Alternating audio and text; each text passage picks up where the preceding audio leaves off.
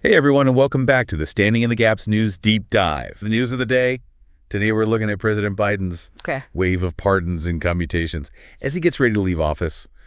It's been generating a lot of buzz. Yeah. Especially because it seems like he's focusing on nonviolent drug offenders. It's definitely caught people's attention for sure. This most recent round affects nearly 2,500 people. Wow. And when you add it all up, Biden's issued more pardons and commutations than any other president in U.S. history. That's a big deal. Right. So for this deep dive, we're going beyond the headlines. Okay. We want to understand what these actions really mean, what the impact is, and what they tell us about the state of criminal justice reform. And remember, folks, we encourage you to hit that like button, subscribe to the channel, and share your thoughts in the comments. We love hearing from you. Absolutely. Engagement is key to keeping these conversations going. Okay. Let's unpack this. So the big news Biden commuted the sentences of almost 2,500 people convicted of nonviolent drug offenses. Why is this such a big deal? Well, it's not just about the numbers. It's about addressing what Biden himself calls disproportionately long sentences, many stemming from outdated sentencing guidelines for drug offenses. In essence, he's acknowledging that the punishment handed down in the past may not fit the crime as we see it today. So he's trying to correct what is seen as an imbalance in the system. Precisely. And the implications for these individuals are huge. We're talking about giving people a second chance, a chance to return to their families, find jobs, rebuild their lives. It's a story of second chances playing out on a massive scale. Here's where it gets really interesting. This isn't just a one-off event. Right. Biden has been issuing pardons and commutations throughout his presidency, culminating in this wave as his term comes to a close. Yeah. Is there a pattern here? There's definitely a trend. And it raises important questions about the evolution of criminal justice reform. To understand this, we need to look at the specifics of the offenses involved. Okay. Many of these cases involve disparities in sentencing between crack and powder cocaine, an issue that has historically disproportionately affected communities of color. Right, I remember learning about this. Wasn't there legislation passed to try to address this imbalance? Yes. The Fair Sentencing Act of 2010 and the First Step Act of 2018 were both significant steps toward reducing these disparities. However, these laws primarily impacted future sentencing. Right. Biden's clemency actions can be seen as an attempt to apply that same logic to those who were sentenced under the older, harsher guidelines. So he's building on existing reform efforts, but going a step further by using his executive power to try and rectify past injustices. Exactly. It's important to note that these commutations aren't limited to drug offenses either. Remember back in December 2024, when Biden commuted the sentences of 37 people on federal death row? Yeah. That's a pretty significant action. It definitely sent shockwaves through the system. What's the significance of that move? It reflects a broader shift in the national conversation surrounding capital punishment. Biden's actions seem to align with a growing movement to abolish, or at least limit the use of the death penalty, which has long been criticized for its potential for error and its disproportionate application. I'm sure people have a lot to say about that. It's certainly a controversial issue. But for now, let's focus on the wider clemency actions. Agreed. Not just the death penalty cases. It's important to keep the broader context in mind. Okay, so we've talked about the what of Biden's clemency actions. But what about the why? Is this just about individual cases, or are we seeing a broader shift in how we view criminal justice? That's a crucial question. What's fascinating here is that Biden's actions seem to reflect a growing awareness of the unintended consequences of the tough-on-crime policies that dominated the late 20th century. You mean the push for mandatory minimum sentences and stricter drug laws? Exactly. Those policies led to a dramatic increase in incarceration rates, particularly among Black and brown communities.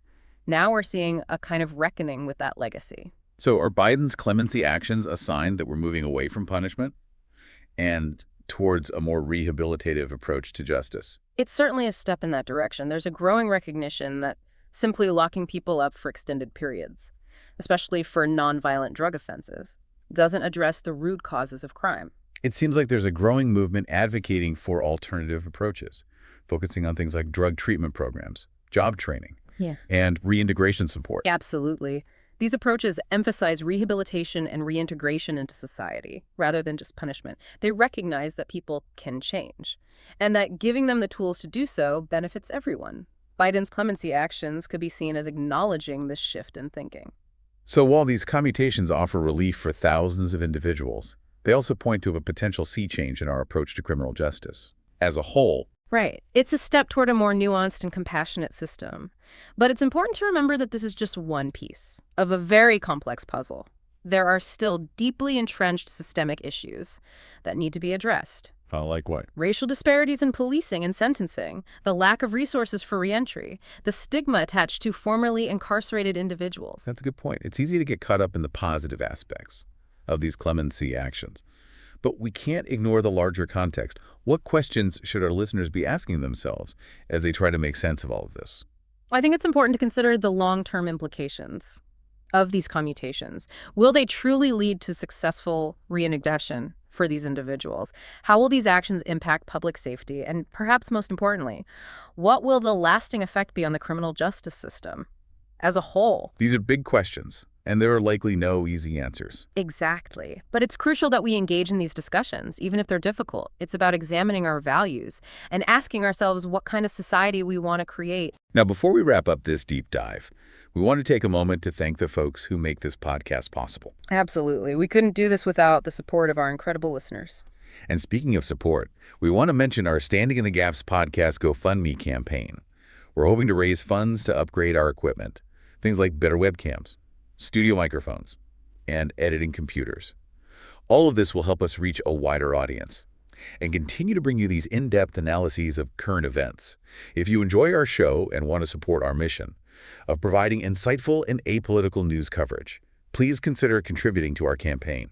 You can find a link in the show notes. Okay, back to Biden's legacy. Where do we go from here? What does this mean for the future of criminal justice reform? That's the million-dollar question, isn't it? It really is. It seems like Biden's actions have thrown a wrench into the gears of the system, and it's hard to predict what will happen next. But is this the end of mass clemency, or could this actually spark a new era of reform? It's tough to say for sure. There are so many factors at play. Political will, public opinion, the continued efforts of advocates pushing for change. Realistically, change rarely happens overnight. It takes sustained effort and a willingness to challenge the status quo.